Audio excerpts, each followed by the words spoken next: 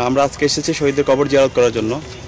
শহীদদের রেখে যাওয়া যে আমানত, সে আমানত যথাযথভাবে যেন আমরা আঞ্জাম দিতে পারি। তাদের যে আকাঙ্ক্ষা, একটি বৈষম্যহীন ইনসাফভিত্তিক বাংলাদেশ বিনির্মাণ করা, সেই স্পিরিটটাকে নতুনভাবে পুনরুজ্জীবিত করার জন্য আমরা আজকে শহীদদের কবর জিয়ারত করতে এসেছি।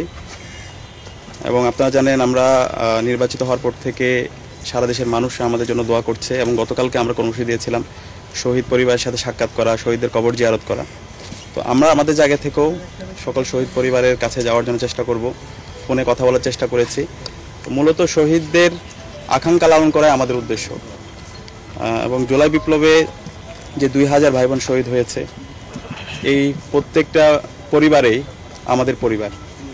তাদের কথাগুলো, তাদের আকাঙ্ক্ষাগুলো, তাদের প্রত্যাশাগুলো পূরণ করা এখন আমাদের মূল কাজ। এবং সেটা আমরা ঢাকা বিশ্ববিদ্যালয় থেকে শুরু করতে চাই। ঢাকা বিশ্ববিদ্যালয়ে জুলাই বিপ্লব শুরু হয়েছিল এবং সফলতার সাথে আমরা শেষ করতে পেরেছি।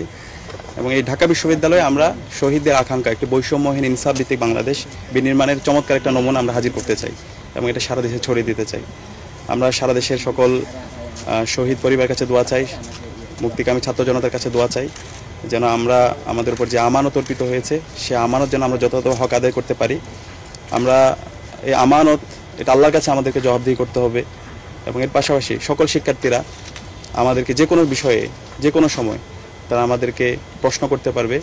আমাদের কাজ হচ্ছে কাজ করা, আর শিক্ষার্থীদের কাজ হচ্ছে আমাদেরকে প্রশ্ন করা। তো আমরা আশা করছি আমাদের যে সময় আছে সেই সময়ের মধ্যে শিক্ষার্থীদের যে আকাঙ্ক্ষা, আমাদের শহীদদের যে আকাঙ্ক্ষা, জুলাইয়ের যে আকাঙ্ক্ষা, সেই আকাঙ্ক্ষার আলোকে আমাদের এই ক্যাম্পাস, আমাদের ঢাকা বিশ্ববিদ্যালয় ক্যাম্পাসকে সাজাবো এবং আমাদের সবার লক্ষ্য এই স্বপ্নের ক্যাম্পাস বিনির্মাণ করা। সবাই আমাদের জন্য দোয়া করবেন। আসসালামু আলাইকুম।